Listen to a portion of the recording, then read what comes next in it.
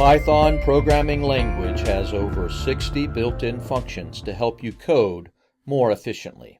In this video, we will discuss the function int. Hello Python learners. Today we're exploring the int function, a versatile built-in tool that allows you to convert data into integers. By the end of this video, you'll know how it works, when to use it, and how to apply it in your Python projects. Let's jump in. What is the int function? It's a built-in Python function that converts a number or string into an integer. Here's the syntax. X is the value that you want to convert. It can be a number, string, or object implementing the int method.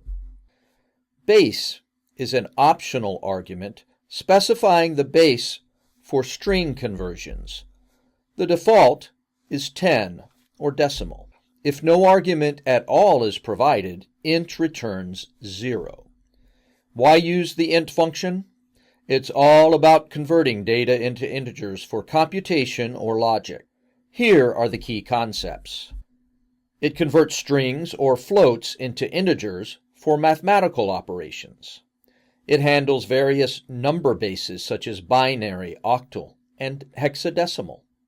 And it works with objects that implement the underscore method for custom conversion. You'd use int when you're parsing user input that needs to be converted to an integer, perhaps when you're converting numbers in different bases to integers, or when you're cleaning and preparing data for computation. It's a fundamental function for handling numbers in Python programs. Let's start with a simple example of converting a string to an integer. Here, the int function converts the string 42 into the integer 42. You can also use int to convert floating point numbers into integers. In this case, int truncates the decimal part of the value 3.14, leaving only the integer portion of 3. Int can also convert strings representing numbers in different bases. Let's see an example.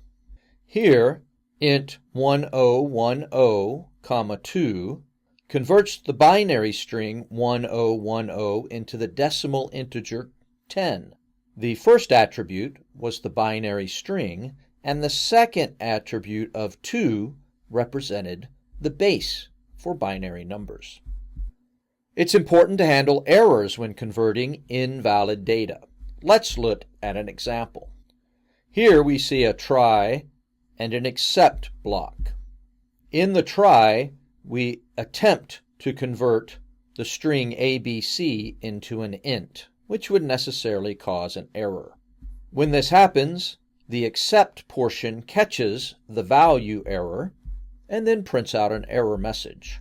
So you can see the try except block can be used to catch and handle conversion errors gracefully. You can create custom objects that work with the int function by defining the int underscore method.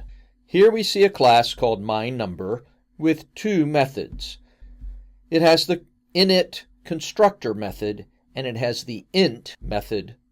After defining the class, we create an object for the integer number 7, and we can print the value using the int method for that object.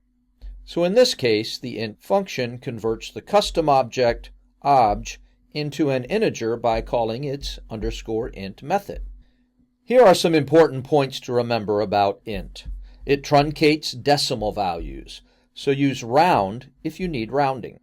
It raises a value error if the input cannot be converted to an integer. And when working with strings in different bases, always specify the correct base argument. And that's the int function. To recap, it converts numbers, strings, or objects into integers. It supports base conversions and works with custom objects. And it's a fundamental tool for preparing and processing numeric data. Thanks for watching. If you found this video helpful, don't forget to like, share, and subscribe for more Python tips. Happy coding!